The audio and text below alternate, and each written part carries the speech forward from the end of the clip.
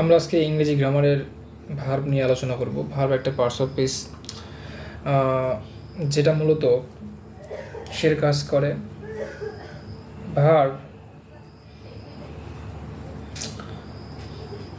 দ্বারা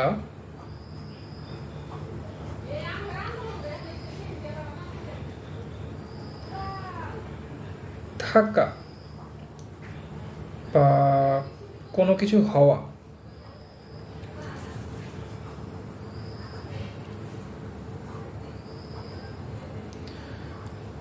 বা কাজ করা বোঝায়।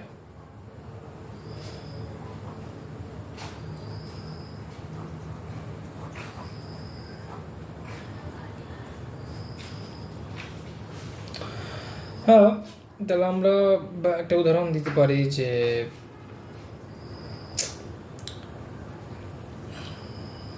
রহিম, এখানে আমরা লিখতে পারি যে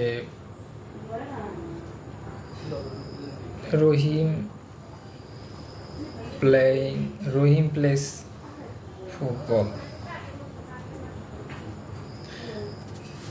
এখানে এই যে প্লে, এটা হচ্ছে ভার্ব, কারণ এটা দ্বারা কাজ করা বোঝাচ্ছে। রহিম কি করতেছে? ফুটবল খেলতেছে। তাহলে রহিম একটা কাজ করতেছে, সুতরাং এটা একটা ভার্ব, প্লে।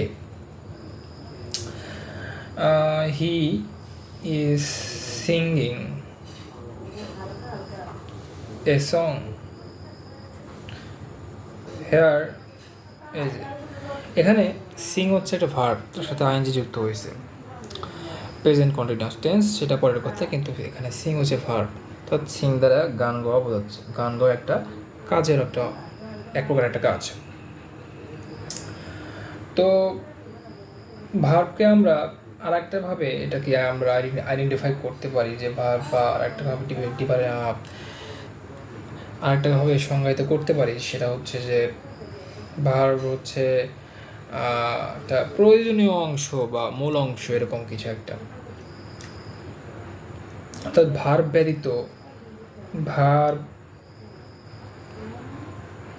ব্যতীত সেন্টেন্স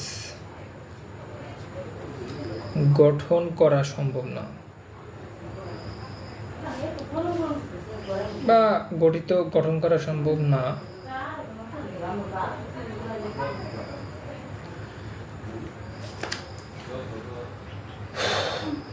তাই এটাকে আমরা ইসেনশিয়াল পার্ট বলবো। Essential part of sentence verb.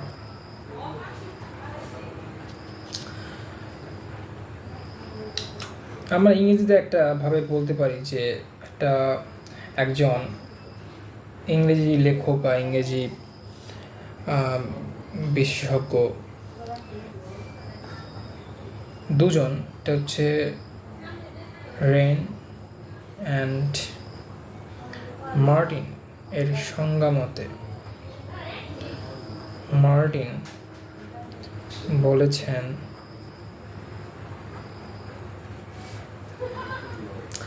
a verb is a word used to say something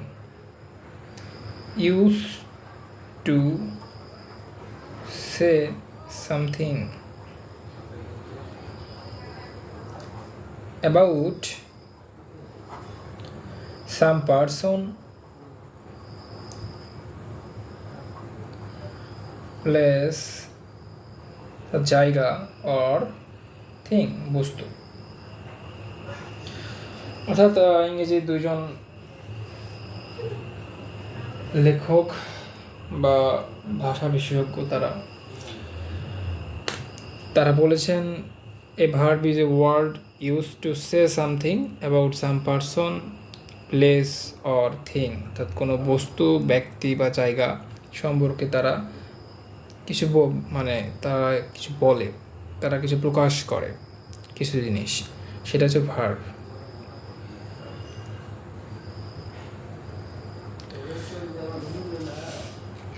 এখন আমরা তা উদাহরণ দিতে পারি যে তাহলে এখান থেকে প্রশ্ন আসে, অনেকগুলো প্রশ্ন আসতে পারে এখানে, যেমন এসেনশিয়াল পার্ট অফ সেন্টেন্স হচ্ছে ভার্ব, ভার্ব ব্যতীত সেন্টেন্স গঠন করা সম্ভব না। দেন ভার্ব দ্বারা আমরা কাজ করা বোঝাই, কোনো কিছু হওয়া বোঝাই। উদাহরণগুলো আমরা দিতে পারি Rahim plays football, he singing a song, আর অনেক উদাহরণ দেওয়া যেতে পারে। এখন আমরা পরের ধাপে আসি যে রুলস ওয়ানে আসি।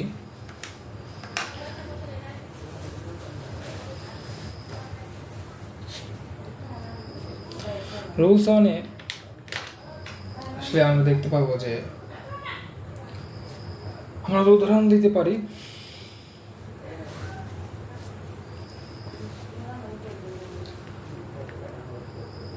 নাউন এবং অ্যাডজেক্টিভের ক্ষেত্রে সাধারণত ওয়ার্ড এর শেষে ইএন, নাউন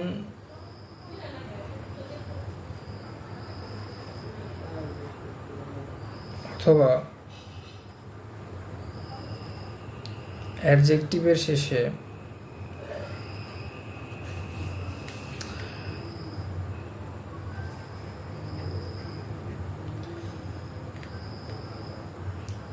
সাধারণত নাউন অথবা অ্যাডজেক্টিভের ক্ষেত্রে সাধারণত ওয়ার্ডের শেষে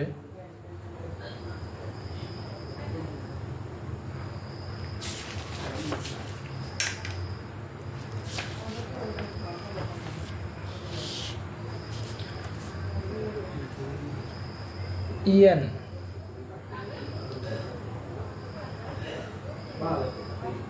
সি, জেডি, আইজেডি, এটিই ইত্যাদি সাফিক্স ইত্যাদি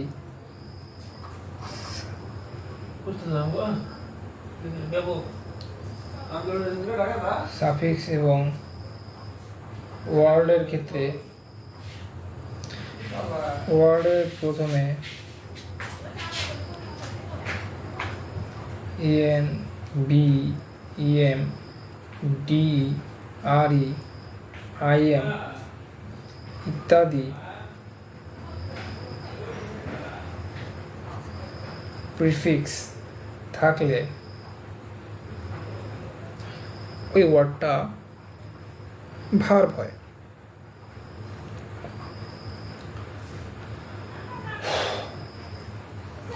উদাহরণ হিসেবে আমরা দিতে পারি যে এই আন্ডারলাইন করা ওয়ার্ড, যেমন বিউটিফাই,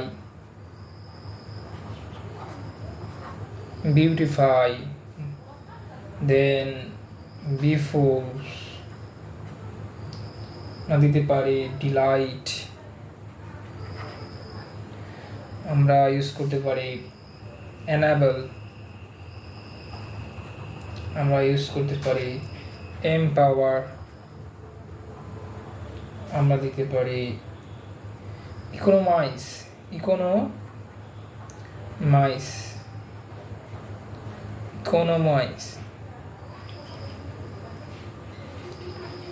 আমরা ইউজ করতে পারি ডিফারেন্সিয়েট,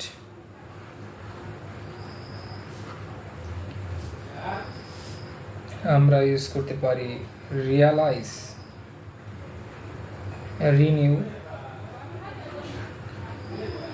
ক্রিয়েটেন,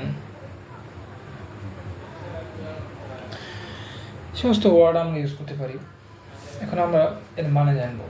বিউটিফাই মানে সৌন্দর্য মণ্ডিত করা,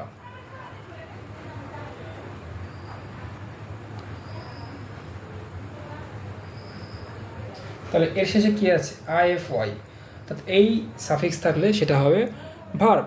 এর অর্থ হচ্ছে সৌন্দর্য মণ্ডিত করা, মানে একটা কাজ করা বুঝিয়েছে।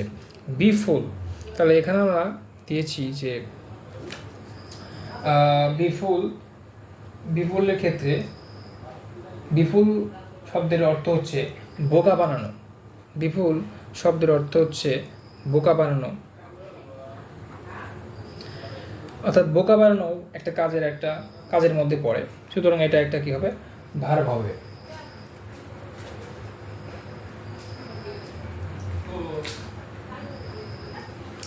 আমরা ডিলাইট শব্দের অর্থ জানবো।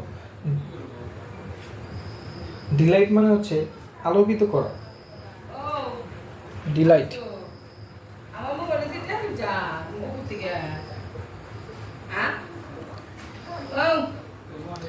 ডিলাইট মানে হচ্ছে আলোকিত করা। ডিলাইট মানে হচ্ছে আলোকিত করা এবং ডিলাইট মানে হচ্ছে আলোকিত করা। সুতরাং আলোকিত করা একটা কাজের একটা অংশ, কাজের মধ্যে পড়ে। কোনো কিছু একটা রুম আলোকিত করা বা কোনো একটা জায়গা আলোকিত করা বা কোনো একটা বস্তু আলোকিত করা একটা কাজের একটা অংশ। সুতরাং এটা একটা, এবং এর সাথে সাথে এই ডিটা, এই ডি এটা হচ্ছে একটা প্রিফিক্স। সুতরাং এই ডি প্রিফিক্স থাকলে সেটা হবে, এই শব্দটা ভার্বে পরিণত হয়। এনাবল মানে হচ্ছে সমর্থবান এবং সমর্থ করা, সমর্থ করা।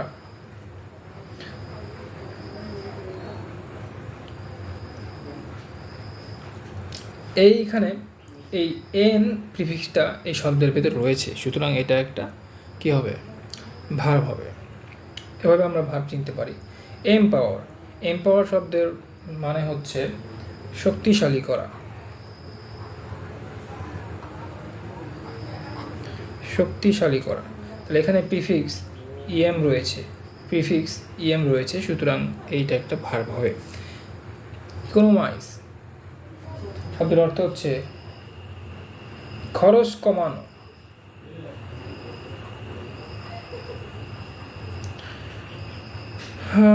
এখানে খরচ কমানো এইটাও একটা কি হবে। এইখানে দেখেন আপনারা লক্ষ্য করবেন যে এই যে IZ ইজ এই সাফিক্সটা রয়েছে, সুতরাং এটা একটা ভার্ব হবে। এবং ইকোনমাইজ মানে হচ্ছে খরচ কমানো, একটা কাজ করা বুঝিয়েছে, এটা প্রসেসকে বুঝিয়েছে, এটা উদ্দেশ্যকে বুঝিয়েছে, সুতরাং এইটা একটা ভার্ব হবে। ডিফারেন্সিয়েট মানে হচ্ছে পার্থক্য নির্ণয় করা, পার্থক্য করা। এইখানে মানে লক্ষ্য করবেন যে এটি সাফিক্সটা রয়েছে, যার কারণে এইটা একটা ভার্ব হবে। এবং শুধু এইটাই না, আপনারা যদি হোল ওয়ার্ল্ডের মানে হোল শব্দটার, পুরো শব্দটার অর্থ আপনারা বের করেন, সেক্ষেত্রেও আপনারা ভার্ব কিনা সেটা বুঝতে পারবেন। পার্থক্য করা মানে একটা কাজ বুঝিয়েছে, এক্ষেত্রেও এইভাবে আপনারা ভার্বটা চিনতে পারবেন। রিয়েলাইজ মানে হচ্ছে রিয়েলাইজ করা, অনুধাবন করা, অনুধাবন করা বা বুঝতে পারা।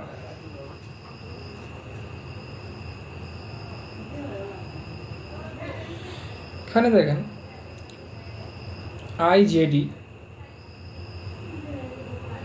IJD কি আছে, IJD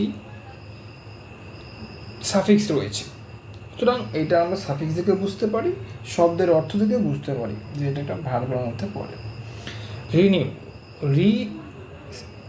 এখানে প্রিফিক্স রয়েছে, প্রিফিক্স থাকার কারণে এটা একটা ভার্বে পরিণত হয়েছে। এবং রিনিউ শব্দের অর্থ হচ্ছে মানে পুনরায় নতুন করা বা এরকম অর্থ, যে নতুন করা বা নতুনত্ব দেওয়া একই হলো। সুতরাং শব্দের অর্থ এবং প্রিফিক্স দুইটা দেখে আমরা চিনতে পারি। থ্রিয়েটেন মানে হচ্ছে হুমকি দেওয়া। থ্রিয়েট মানে হুমকি, সেখানে থ্রিয়েটেন এই ইএন যুক্ত করে, এই ইএন সাফিক্স যুক্ত করে আমরা এটা ভার্বে পরিণত করেছি। এবং থ্রিয়েটেন মানে হচ্ছে হুমকি দেওয়া। থ্রিয়েট মানে হুমকি, থ্রিয়েটেন মানে হুমকি দেওয়া, সেক্ষেত্রে আমরা এইটাকে ভার্ব হিসাবে বলতে পারি।